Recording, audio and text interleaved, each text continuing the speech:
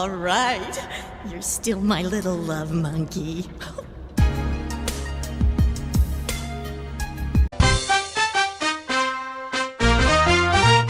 Nintendo, what an iconic and influential company. Even though I grew up as a Sony kid on the PS1 and 2, I've come to really love Nintendo and hold them as my favourite video game company. Even if you don't personally like them, you've got to respect them for how much they've changed the video game industry in the past. But Nintendo has dealt with more than just games. They've also brought out a bunch of cartoons and anime based on their beloved franchises.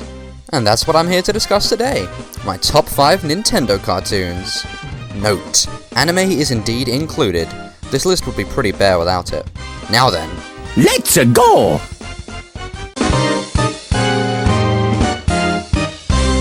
Oh, it's times like this I wish I was invisible! I really like the visual style of the SNES Donkey Kong Country games. They look really good, especially for the time they were released. The same can't really be said for the cartoon. Like, what is even going on here? Tell me about it! I know CG animation was still a pretty new concept at the time, but this looks like one of those old Garry's Mod animations. Remember those? The Donkey Kong Country cartoon seemed pretty average to me while I was watching the first episode. Until the musical number started. Floating in and out of thin air makes me feel free! Oh! You can't get away with this monkey business! I don't think I can do these songs justice with just mortal words. They're just so bizarre and strange and entertaining. The show follows DK's adventures messing around, being a disappointment, and stopping King K. Rool's schemes to steal their crystal coconut. It scares me to think of what kind of demented plan K. Rool's brewing. King K. Rool? I always thought his name was King K. Rool. What is this, The Last Airbender? The series reminds me of a school play or something. It's got super awkward line delivery and the songs just burst out of nowhere. It's just a cluster of campy animation and CG monkey butts. And yet, I can't look away. If you want a thrill, try our coconut chill. Step right up and only 2 bananas if your heart will fill the bill! Is it good? No. Is it so bad it's ironically spectacular? Heck yeah. But yeah, the songs are what make this show so funny and great.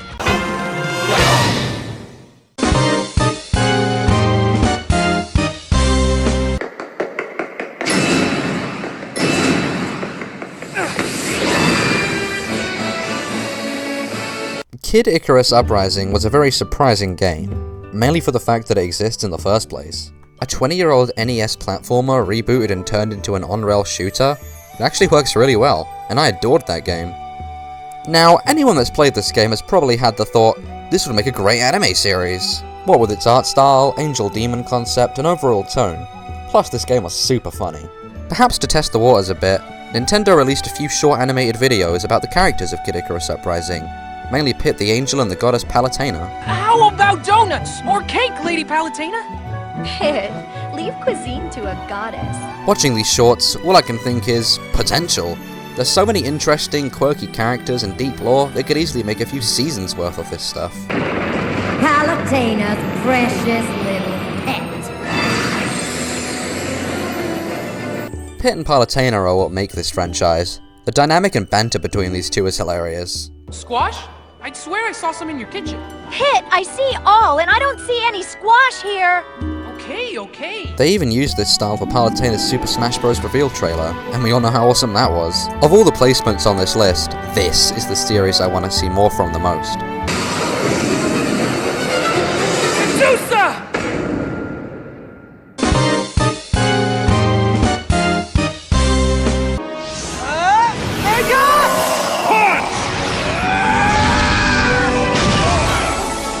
Ever not like how the Pokemon anime isn't very true to the video games? Or just downright hate Ash Ketchum? Well, you might enjoy the anime miniseries Pokemon Origins a bit more. Pokemon Origins is essentially a retelling of the story from the original Red and Blue games. And out of all 76 times they've retold the Kanto story, this interpretation is one of my favorites.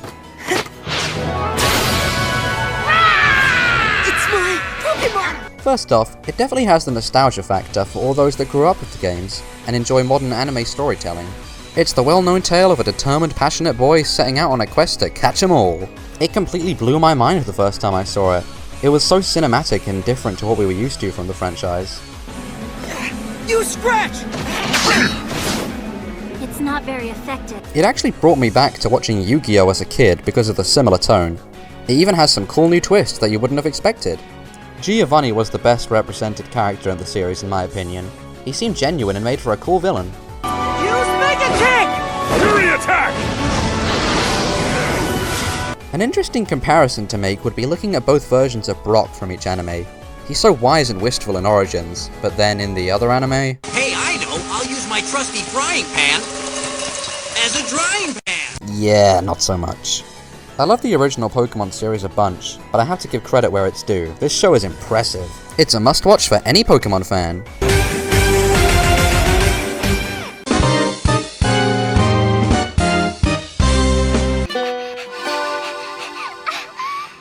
Going into the Animal Crossing movie, I was expecting it to resemble the games by being relaxing, lighthearted, and fun.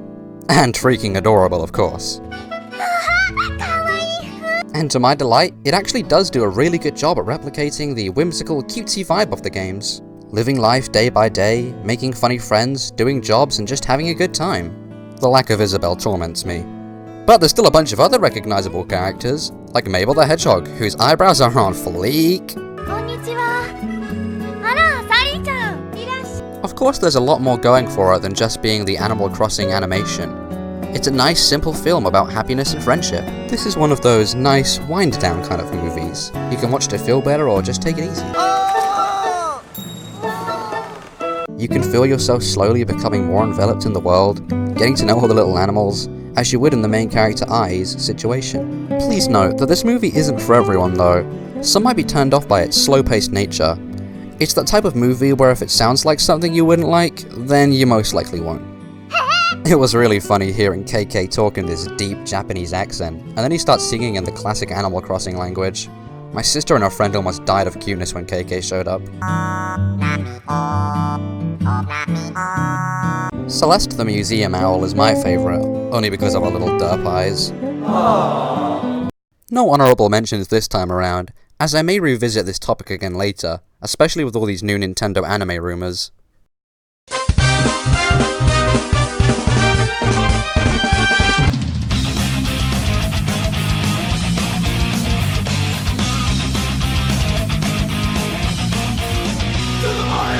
Okay, I know this may technically not be a Nintendo cartoon, but it's still animated and about Super Mario. It just so happens to also be a fan series. I may be breaking the rules here a little, but... meh. I ask you, loyal YouTubers, what happens when you cross over Mario with Dragon Ball Z? Just about the coolest thing in the world.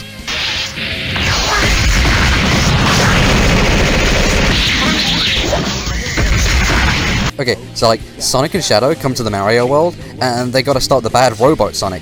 And they get the Chaos Emeralds, and help Mario and Luigi beat up the bad guys like Bowser and Wario, and oh yeah, it's just so cool! Oh my god! Yeah! The super high-paced action will keep you enthralled alone. There's just something so entertaining in these kind of shows about watching godly strong guys punching each other halfway across the planet. I feel like this was the crossover everyone wanted between Mario and Sonic in video game form, but instead we got fun games. But Super Mario Bros. Z shows what could really be done with these two franchises mashed together, and really well too. I would actually recommend this more to a Dragon Ball fan than a Mario or Sonic fan, purely for the similar pacing, comedy, and action. Ah, come on! Oh, you stink!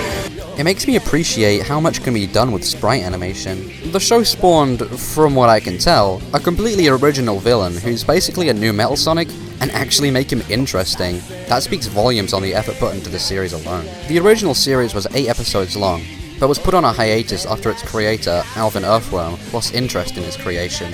He brought it back in the form of a reboot January of 2016 with a fresh coat of paint. And the reboot does not disappoint. It really highlights what animation tricks Alvin has learned. If you like the storytelling of the Mario RPGs and the action of DBZ, then this one's for you.